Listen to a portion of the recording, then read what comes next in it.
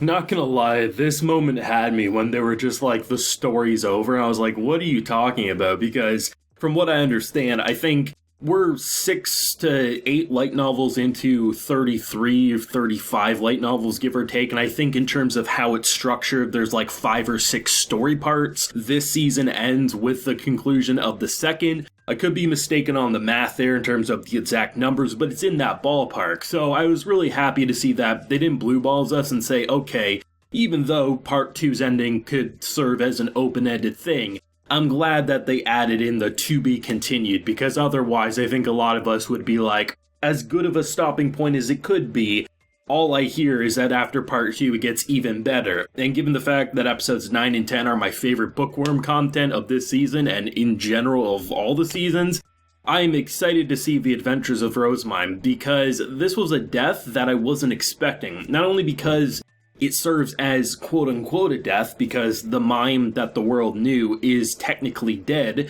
but the idea that a whole new chapter is about to begin, but it's not all sorrow. It's depressing, but it's kind of hopeful, all things considered. I mean, it was pretty clear that Ferdinand and Sylvester were brothers or related in some way. I was talking about it 3 or 4 videos back. It just gave me the impression that there was some sort of brotherly cousin vibe going on there. But it was interesting to see just how high-ranking Sylvester truly was, given that he's the lord of the domain. And the reason that someone like Ferdinand is still looked down upon is the fact that his mother is quote-unquote a whore, as, you know, people like the fat bastards would say. But I love the fact that Sylvester, man, he is a genius chess player. Like, I loved what he did in this episode because he's so good at navigating the nobility side of this world without being a heartless bastard. There's so many things that he could have done and been justified in this world, but the fact that he quote-unquote killed Mime, but made it so that she would still be able to see her family, they would just no longer be able to see her as family. I think some people might try to argue that's heartless and things like that. He's the Lord, he can do whatever he wants.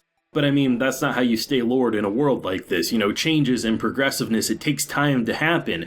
So the fact that he allowed the family to not only live, but still see her from time to time, but they can never view her as a daughter or a sister or things like that, and they have to treat her as they would any nobility in this world.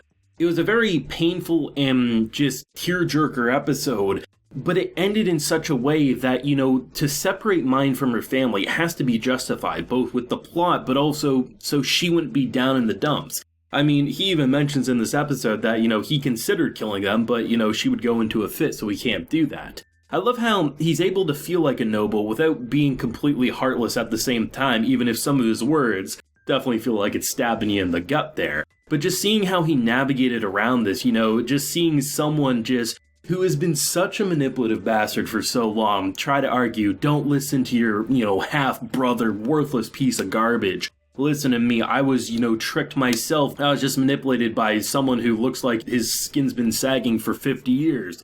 No, instead, he just calls it out like, you know, you can't even take ownership, so you're sentenced to death. When I heard death penalty, I was cheering. I was like, thank you, because these are the types of scumbags that they need divine punishment. And I absolutely adored seeing that. And how, you know, it was such a somber moment. It was such a very depressing moment.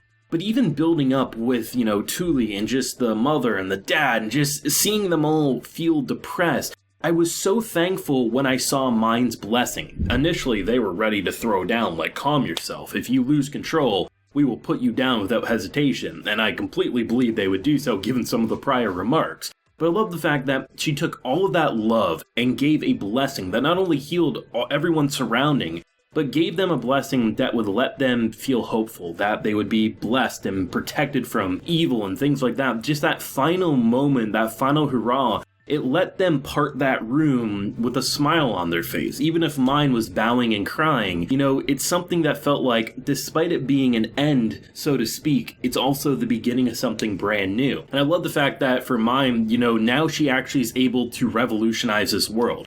Before, she was held down by, you know, just a commoner trying to shake the status quo.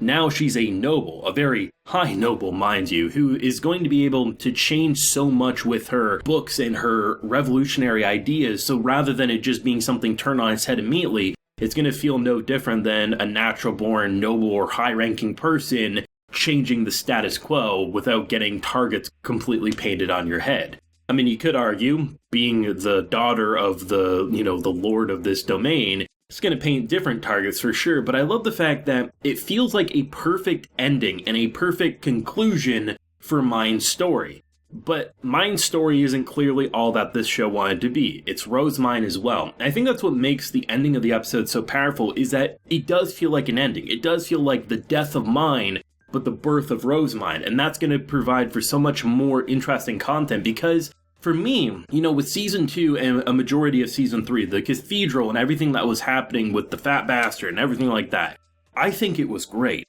But it also felt to me that if that storyline continued into season 4, it probably would be stretching it thin. So I'm really happy to see where a potential season 4 could go, right? Because now we're in that new noble territory, and to me personally, the commoner stuff, while it can be interesting, the noble society is far more interesting for a narrative, and throwing a character like Mind or Rozemyne into the equation. And honestly, I'm excited to see where it will go. I imagine we will get more, given the popularity of this show and how it's not even close to catching up with the source material. So it's going to be a nice harmony between boosting source sales, but also being able to continue making the show. So I imagine in a couple of years' time, we will be seeing a season 4 of Bookworm, and I'm really excited to see what they're going to pull with it. But, it's one of those things where it does feel like an open-ended conclusion, but there's still so much left to tell. And based on the hype I've heard about, parts 3 and 4 of where the story goes, I need to see more. And I thought the voice actors in this episode went above what we're typically used to, because it's that type of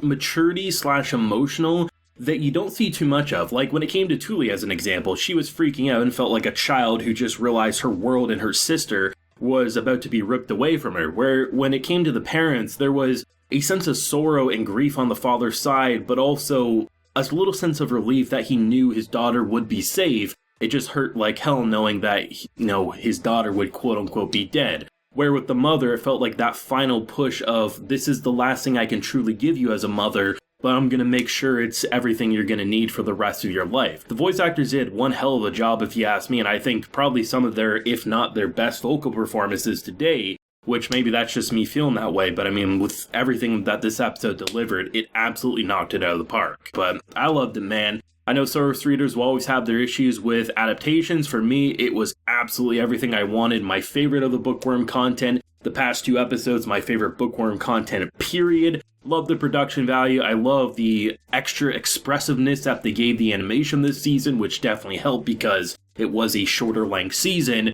Everything about this one it left a grin on my face, and I'm needing that season 4. So thoughts and feelings down below. Theories if you got any, if you don't know that source material, and where you think it might go in that season 4, or where the light novels pick up afterwards. Thoughts down below. Leave a like if you enjoyed, subscribe if you're new around here. Till next time, everyone, please take care and have a good one.